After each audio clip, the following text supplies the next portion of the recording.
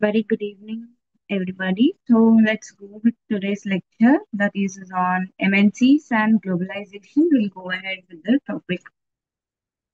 So we know about what is MNC, and it's a very no. There is no one who have not heard about the word called MNC. So it's a very familiar word, and it's a very trending word these days that we tend to hear, and that is a very leading and a growing one that it's been coming from the year 1991 to till now, and it's going ahead so nicely, and it's very rapidly growing. So, what is MNC here? So, multinational corporation, in short, we termed as MNC. So, it is where the business is carried out in two or more than two countries here. So, whereas it operates from one country, which is the home country, which is its own country. So that is called the home country. The headquarters are located in that home country itself, and it activities are spread over towards the other countries, which are called as the host countries here. Okay, so these host countries and the home country.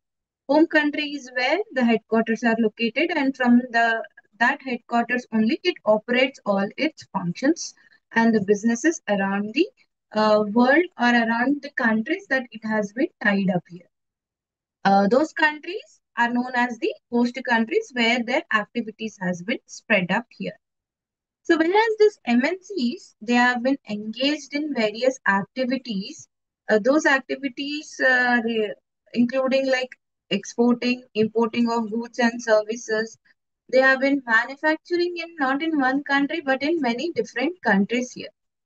So let's make us clear one thing here. This MNC is also called as multinational enterprises, MNEs. And another name is called as, there are many names. Uh, International corporations,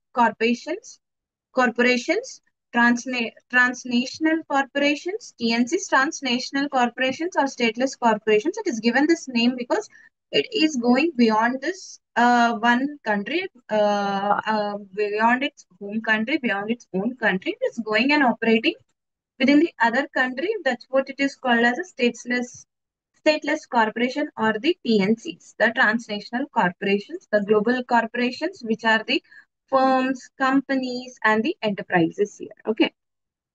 So they actually drive the major force called as the globalization. It is where the globalization is coming into picture. Only with the MNCs, only with the multinational companies, multinational corporations. So they occupy a very wide place, a very central place in the world economy. And it plays a very important role in the socio-economic political power of international relations as such. So it is very interesting, and we might be wondering to know that MNCs are actually the wealthiest. It is very much wealthier than any country. So there are very large multinationals.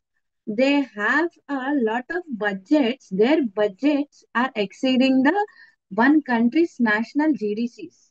For example, as per 2018, this was Facebook.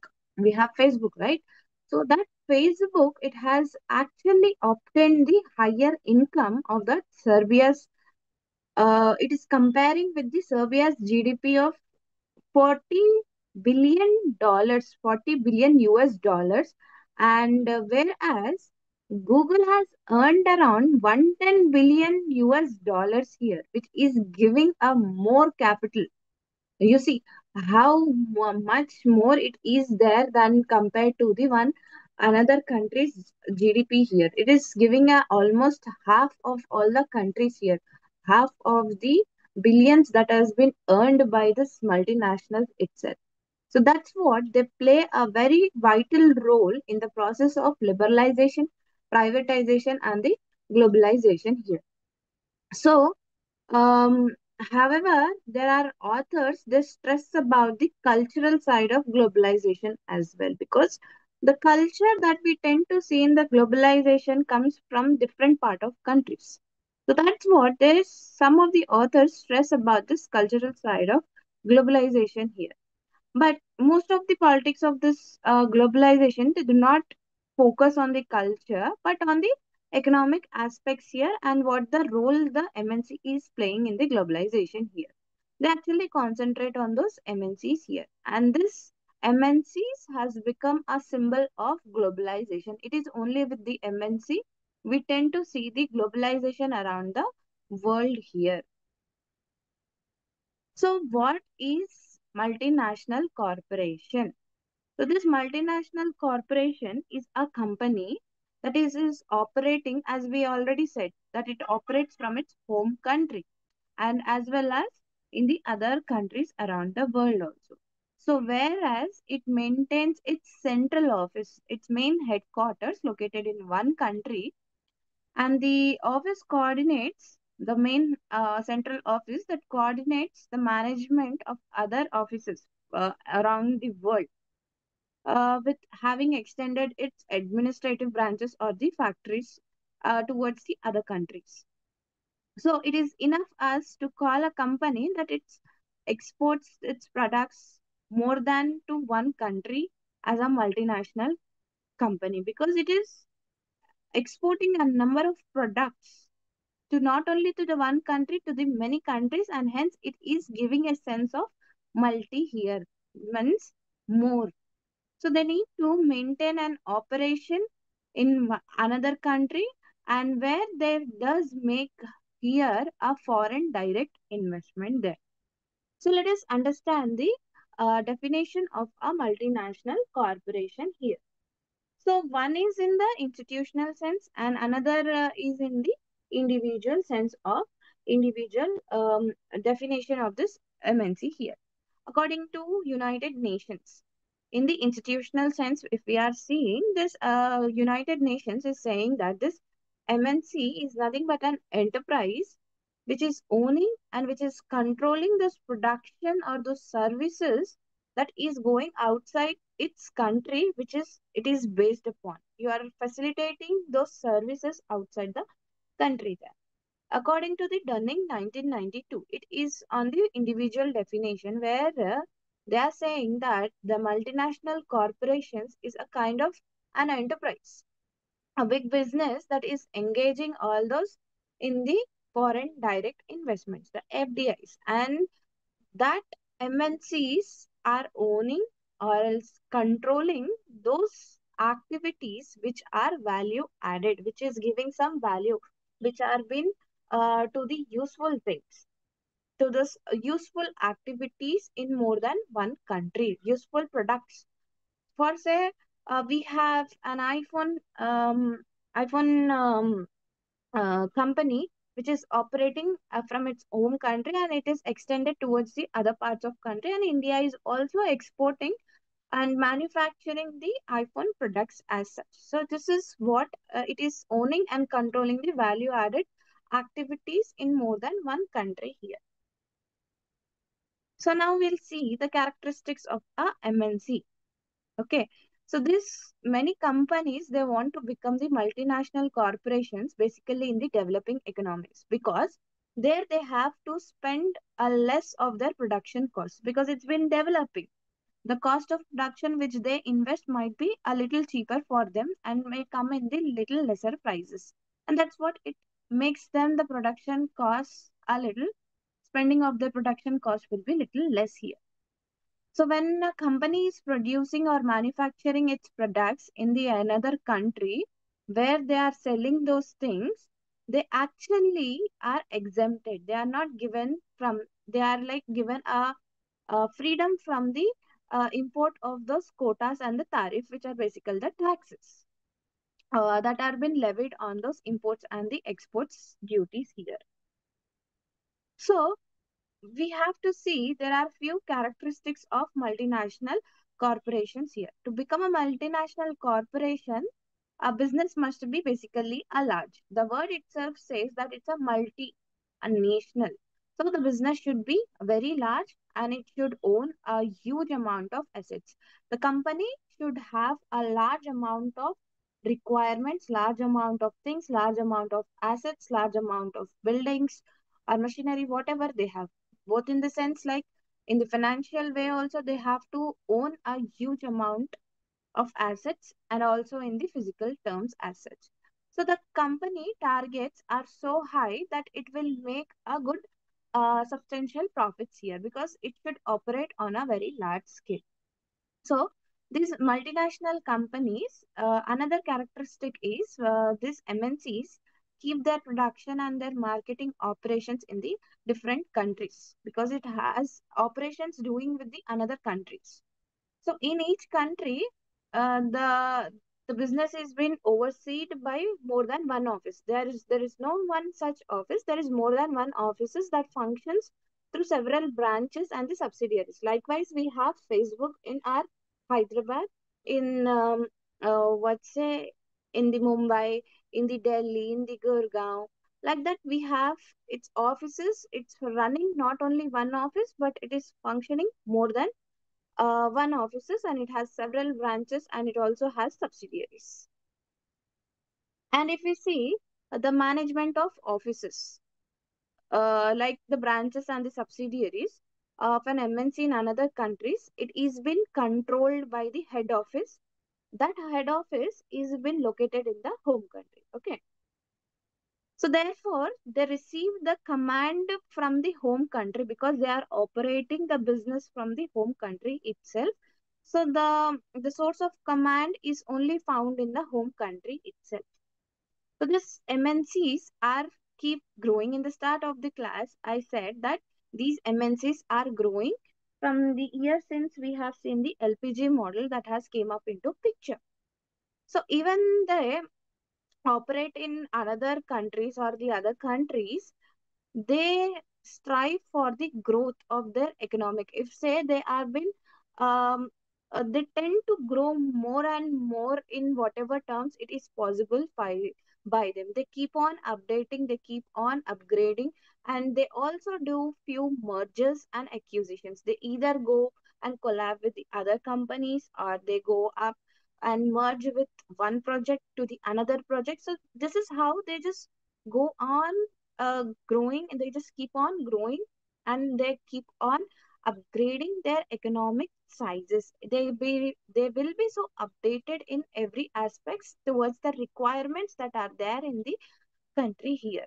So when a company that goes very global around the whole world, they make sure that their investment will also grow substantially over a period of time. When they are growing globally, it is important for them to see that their investments are also growing. So, in order to achieve that substantial growth, they have to make use this capital intensive technology. That technology which has been intensified in creating or the usage of the more capital accumulation here. Especially the capital accumulation technology should be there in the production and the marketing. Why production and marketing? Because it's it's only with the how much capital you are making source in the producing of the one product or the one service here. That's what they may name. They need to make use of capital intensive technologies. Another characteristic is these MNCs, they employ the best managers here. So they check those managers who are capable of handling those huge funds, and those managers who can use this advanced technology and who can have this managing work, and they could run a huge business entity. Because when we see, whenever there are managers that has been hired by some companies, they ask for few experiences and they check for the minimum requirement that they are and how much capable and how much skills they are and what they can do is what they make sure, and they hire those best managers that are suiting for their own company. So one of the effective survival, another characteristic if we see of this MNC is they spend a huge amount on marketing and advertising. Likewise, for example, we see in our WhatsApp, we also get a lot of statuses from the WhatsApp here. WhatsApp status is advertising its new features that we daily see. They keep on upgrading. Once they said that there is a group, there can be a community, lot of groups can fall and form into a community, and you can have utilize your businesses or whatever that you are. So they have did a lot of marketing and did a lot of advertising in those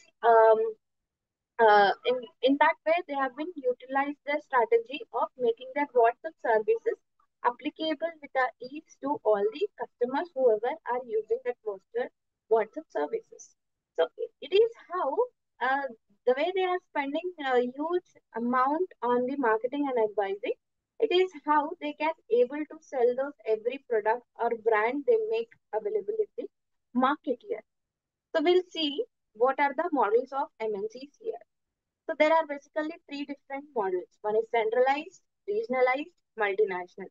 Centralized is nothing but where the companies they have their main headquarters, their executive headquarters in the home country, and they build various manufacturing plants and production facilities in the other country. One is the home country called as A. A is the home country, B is the other country. So the executive main headquarters are there in the home country itself, and they build various manufacturing plants in the other countries here. So the most important advantage here is they could be avoiding of the tariffs and the import quotas, and they could take advantage of the lower production costs here. For example, if we say if that a country is been having or operating in the other country which is a developing country, they could take an advantage of the lower production costs here. Next is the regionalized model states. Here, the company they keep its headquarters in the one country, and that country it supervises the collection of those officers that are there in the various other countries.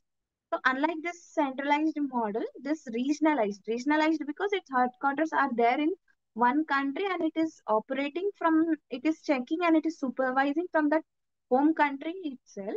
So that's what, unlike that centralized model, this regionalized model, it includes few subsidiaries and it affiliates and it goes on with all those reports. It gives those reports to the headquarters here. Okay. Next, we have the multinational model here. So this multinational is a parent company, a company's company, or a part of a company. So which is operating in the home country and it is putting up few subsidiaries that are there in the different parts of the countries here. Okay. The difference here is that this subsidiaries and these affiliates, they are more independent in their operations. They are not dependent, they are given that independency here. We'll now see the MNCs and its economic development here. So this MNC in this process of economic development is a very important issue in the recent days or the recent scenarios or the today world. So this most of the countries they have recognized this MNC's contributions in many ways as an aspect of the economic development here. So this MNCs they actually enjoy the command over their financial resources for the investments. The more investment you get, the more capital and the profits you might be getting there. So they enjoy such financial resources. Anyone can come and invest in your company, thereby generating a few revenue for that company. So their entry into this developing countries, it makes the transfer of funds. The funds have been transferred from the developed to the developing countries. How? Because you are operating, you are one of the um, company in the another company which is a developing country, and hence there is a transfer of funds and there is like a little kind of revenue that is being generated in the developing country here. So this is how with through this they are generating employment directly and also by indirectly. So they actually contribute for the increasing of national income in the host countries, because in the host countries if you see there are many um, many MNCs that are there. For example, we'll take example of our India itself. So here you see the companies that have been operating from another countries, likewise say USA or UK, they are increasing our national income because they are giving us an kind of um, a, what's it, employment opportunities here, and they are generating few financial resources that is capable for us as well. So these can also help to improve the managerial standards and also the entrepreneurial abilities of this host countries, because in some few cases if you see this host countries can be little developing countries where it can help those countries in improving their better standards because they are keep on upgrading themselves and they keep on training themselves. So that's what these MNCs are expected to play a very key role in the transfer of technology from the developed countries to the developing countries. Because in the developed countries, if you tend to see, there is a lot of technology that has been grown and that is been using, while compared to the developing countries, we do not have such kind of technology. So it plays a vital role in the transfer of technology. We can get that technology from the another developed country to the developing country. So this is the transfer of technology is essential for the economic development as such. Okay, by using them, by using this MNCs, they help us to increase this manufactured goods from the developing uh, ca- from the developing host countries here. You can see there is a lot of exports that have been coming into a picture in the developing countries where they do not have such goods. So they help to increase those exports here. So as such, most of the modern governments, they realized the need of these MNCs, which is important for the economic development here. One such example is including the our India here. This Indian government has realized that our domestic resources are not that capable, are not that adequate, are not that required, are not that enough to have this rapid economic growth. How you can see a rapid economic growth? Not with our domestic resources, because our domestic resources are not that adequate, are not that enough to see such growth so faster. So that's what our India felt that it is necessary to invite the foreign companies so that it could secure its economic growth here.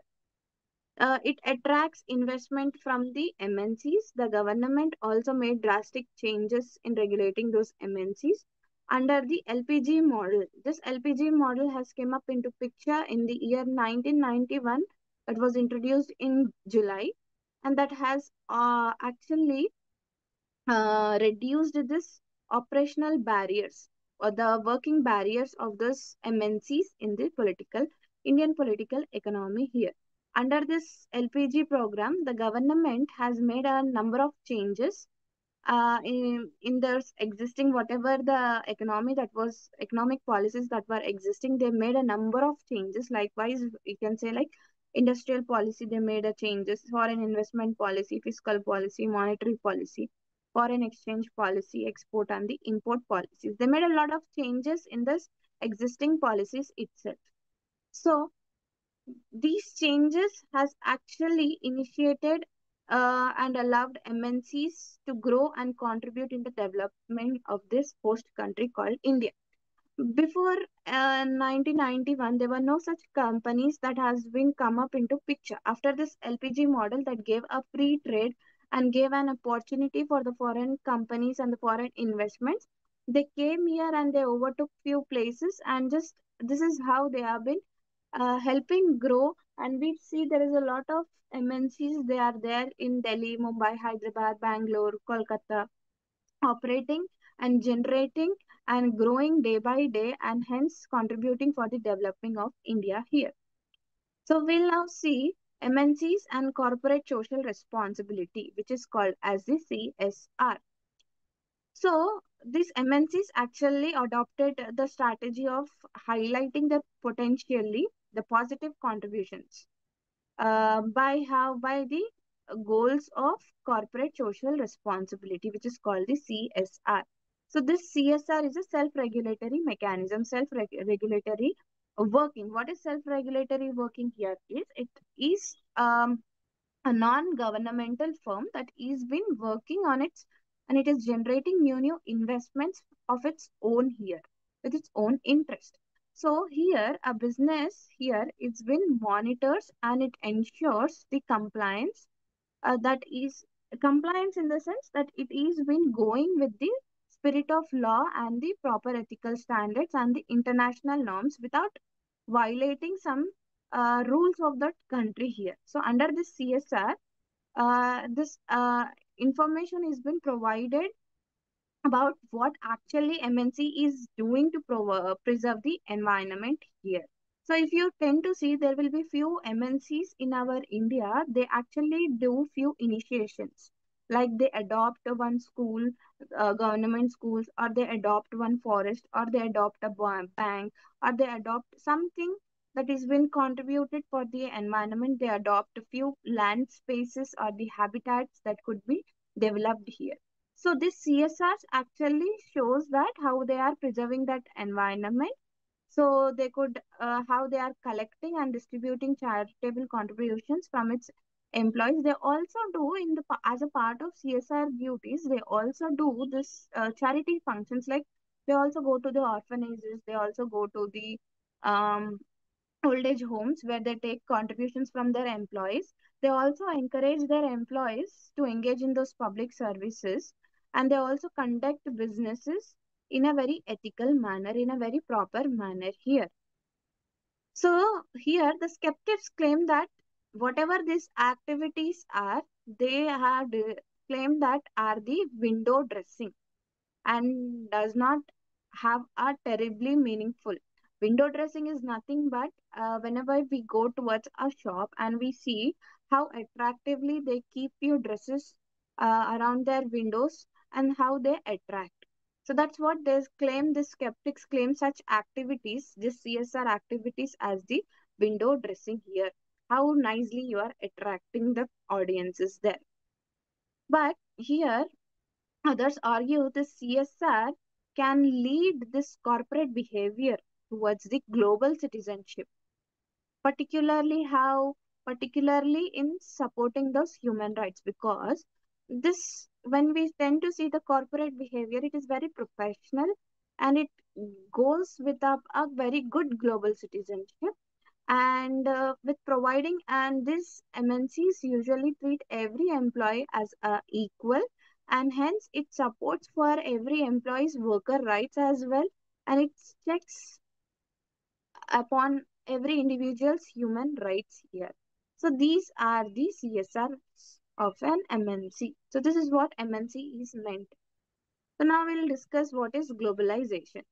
So since 1980s, what happened? This modern globalization has been spread very rapidly towards the how बोले तो towards through the expansion of this capitalism and through the neoliberal ideas, the new liberal ideas.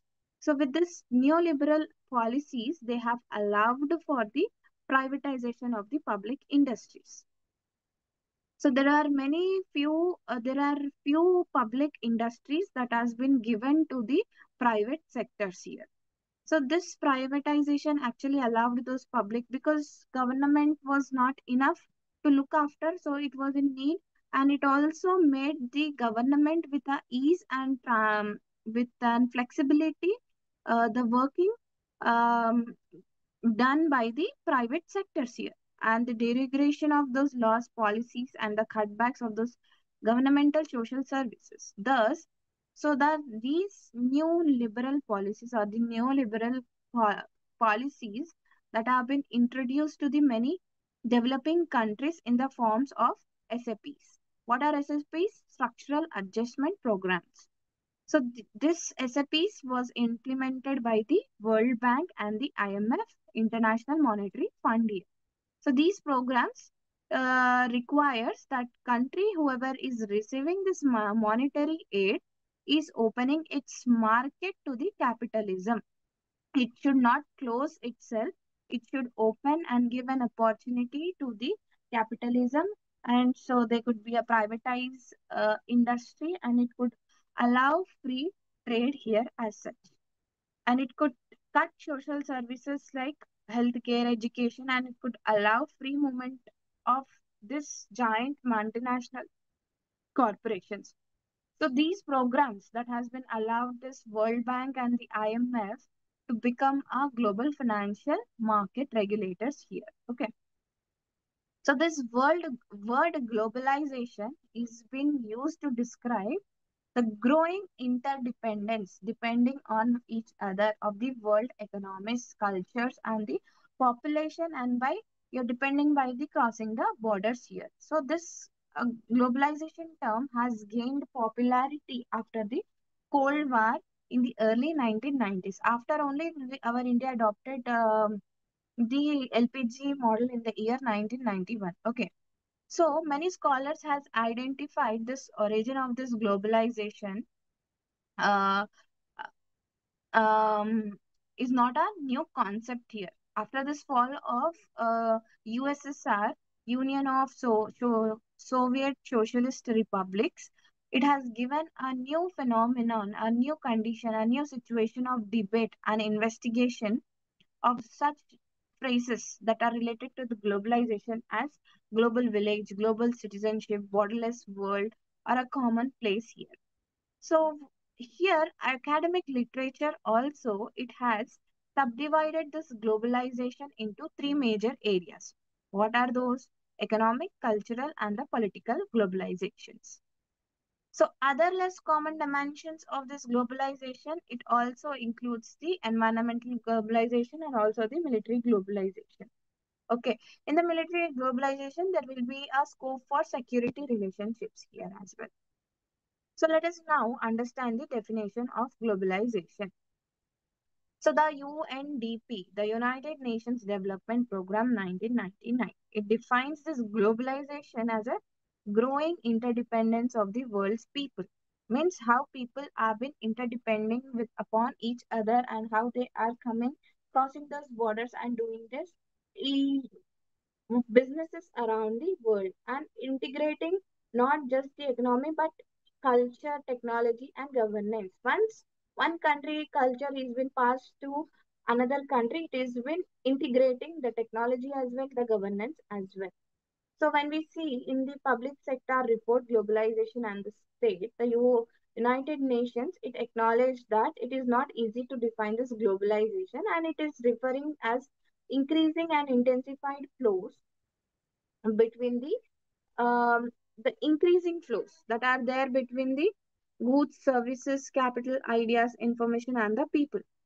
So they actually produce this national cross-border integrations of number of economic, social, and the cultural activities. United Nations Department of Economic and the Social Affairs here. So this globalization has been seen as a combination of different processes. It includes a variety of trends, not only one trend, it includes a variety of trends, tendencies, and it is multidimensional. It is very varied in character as such.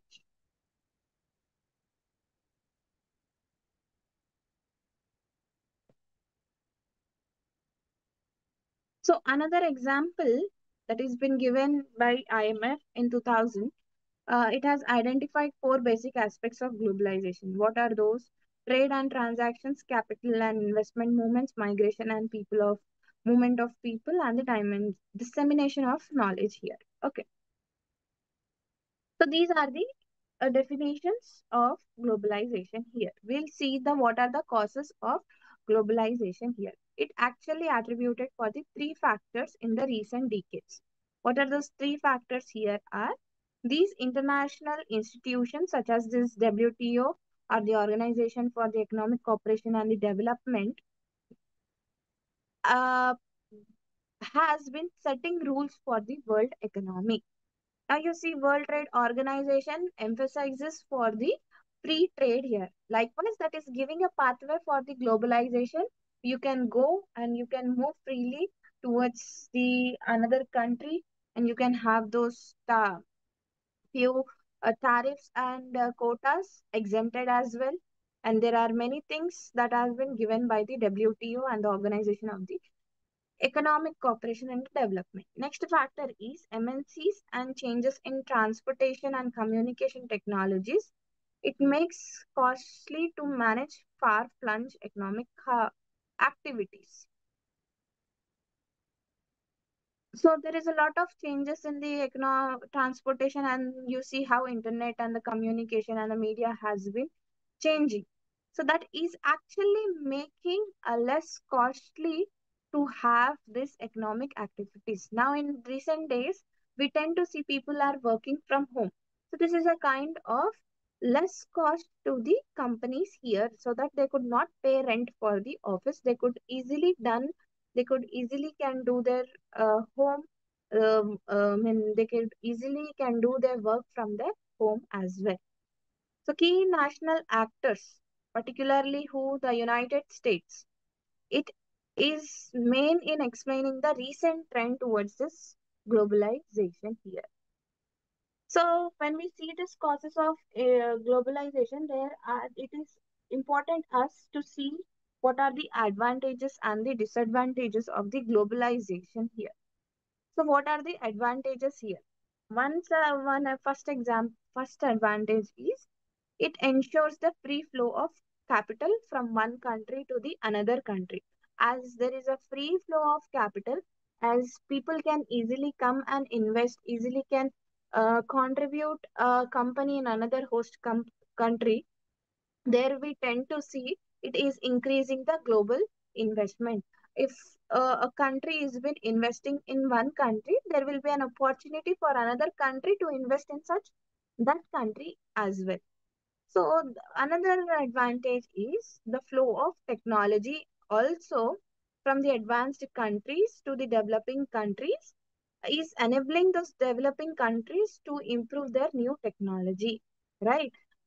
Developed countries are very much advanced, and they are so much fast more, and they are so much forward than our countries.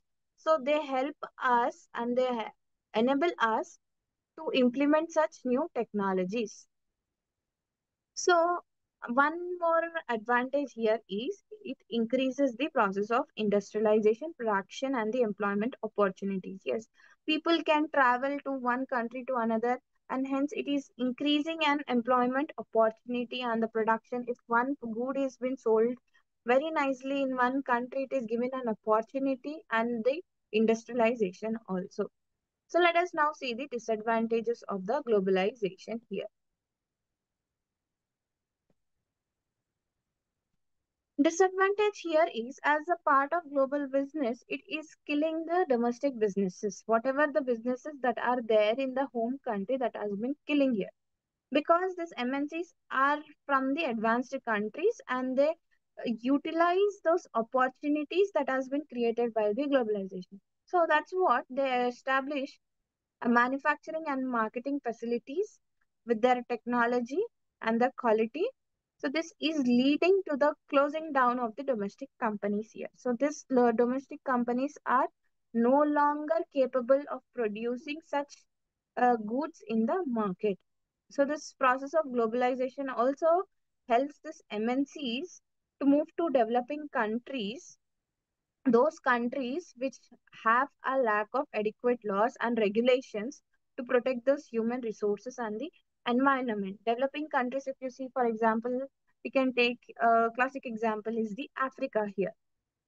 So they actually helps MNCs to move to those developing countries, and the industries actually abuse the labor and the natural resources. They make their workers work for a very long period of time. So this is how they are abusing the labor, and they can ruthlessly exploit the natural resources.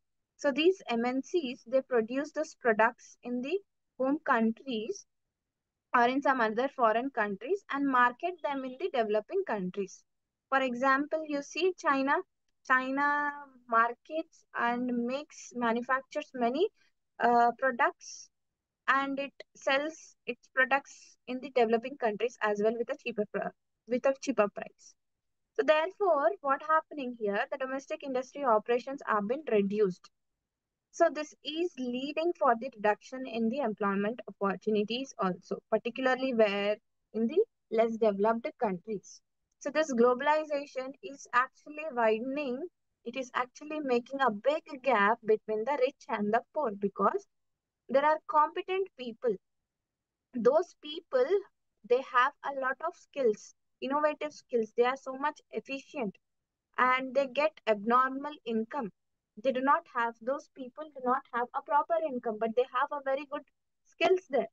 While other average people, they have to work even for a minimum wage, which are, it's their fate.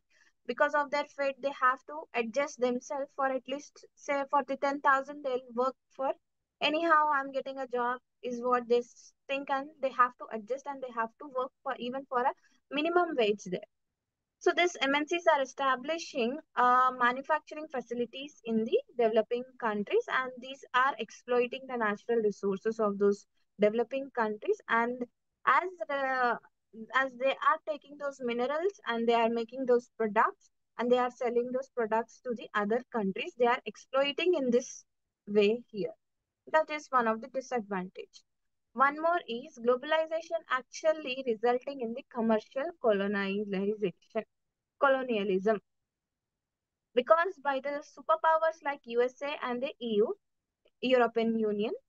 So how commercial colonialism? Because with a capitalistic perspective, you are again ruling the another developed, underdeveloped country or the developing country with the capital products here. So this commercial colonialism is ultimately resulting in the political colonialism, because this national sovereignty is at stake here. So that's what the critics of globalization, they actually contends that this globalization is resulting in the shift of economic power from the independent countries to the supranational organizations. See, a country is independent and they are shifting its economic powers with the organizations, such organizations like World Trade Organization, European Union, United Nations, etc. So that's what the sovereignty of those whoever have been democratically elected by the people, those governance is been taken over, is been undermined as the policies that has been formulated and implemented mostly by the bureaucrats here. This is one of the disadvantages of the globalization. We'll now understand the political dimension of globalization.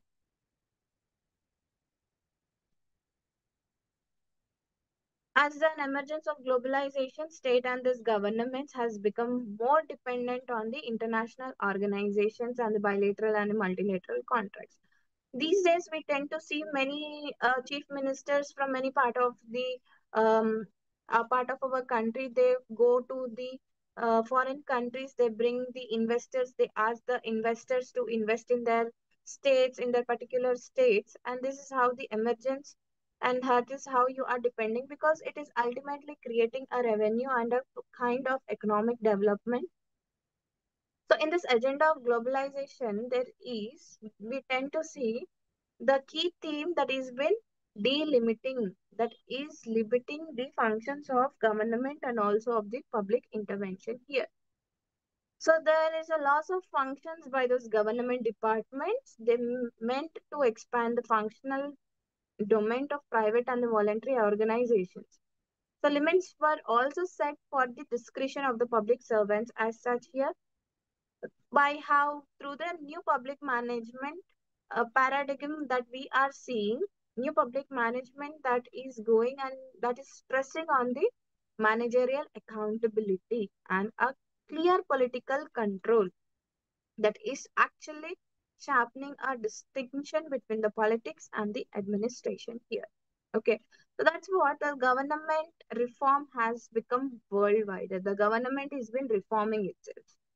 Therefore, the sovereignty and the role of the political systems, as such, uh, as such, there is a multinational corporation that has been coming and people are asking for the investors. The governments are reforming themselves so that it could ease with them, those investors, and that's what the sovereignty and the role of political system is also been decreased.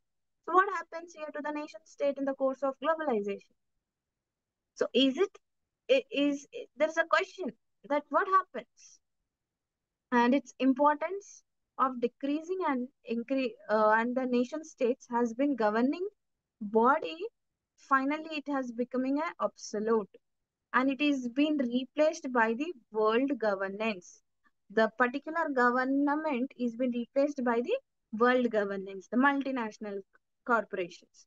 So these are the questions that is been addressed by whom? By the critics of globalization here. So there are many different views. So MNCs have a political impact which they differ from issue to issue and the country to country as well. One country might be facing one such, another country might be facing one such issue. So that's what MNCs actually give leverage by bargaining power, either by the promises of new investment or by the deprivation or threats of withdrawal of investments. How do they do? If you are not favoring our policy, we will withdraw our investments. What happen if they are withdrawing their investments? There will be a loss for their GDP or for their economic growth here. So in 1974, Joseph Nye has pointed that this corporations, these MNCs, are actually hiring a lobbyists. You know what are lobbyists? Lobbyists are nothing but the influencers. They actually influence the decision of the government policies.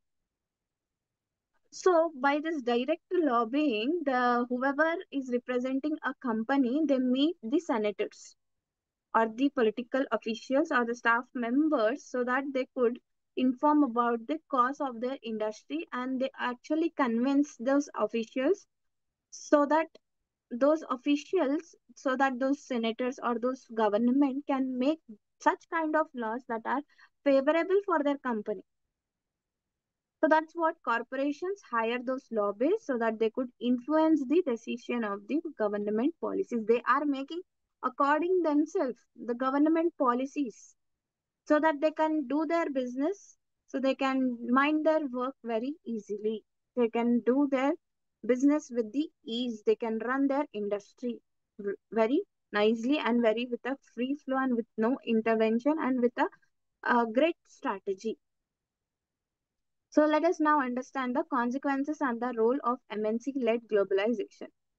So there are many benefits from the MNC-led globalization. Consumers are also having a great access to many products and services that have been sold at lower prices. And those producers and consumers, they have the better access for the technology, marketing experience, managerial expertise also.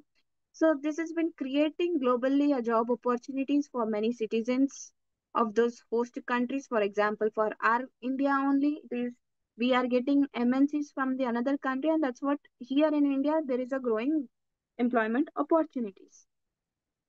Ideally, this MNCs should increase the level of competition in the local markets also.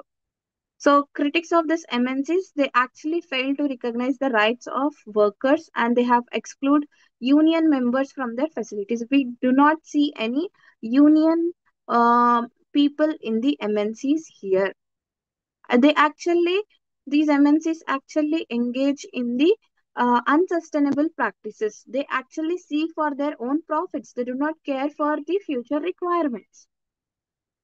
So the more common critic of MNC is that with their subsidiaries, they are subject to local laws and the regulations. Local authorities are actually unable to counter those MNC lobbying for special treatment here. So MNC has hired a lobbyist here. This is how you are working according to an MNC. So MNCs, unlike this local firms, they have been threatening the state authorities so that they will move to the new location if they do not get what they want here. This is how they are threatening, and they are conditioning the state policies. And thus, this industrialized global world MNCs and MNC-led globalizations have been blamed for their role because of the environmental degradation. They are ruthlessly exploiting the natural resources, and they are exploiting the third world workers, and they are also undermining the democracy, the tax evasion, and they are making a hole in the middle classes as well, hollowing out the middle classes here as such. So MNCs are actually helping develop a host country by the investments, by the income and the employment in its economy. So they are actually contributing for the development of the country through the transfer of technology, funds, modern finance, and the management here. Okay. So they are promoting a very good exports of the host country. So globalization actually had handed too much of power to the multinationals here. So, therefore, there must be a need for stronger states that should be warranted. MNCs are potential of important factors for better or for the worse. It can be, you can see what is better or it most if the MNC or if there is a globalization with no such restriction is going, they can go for an worse ends here.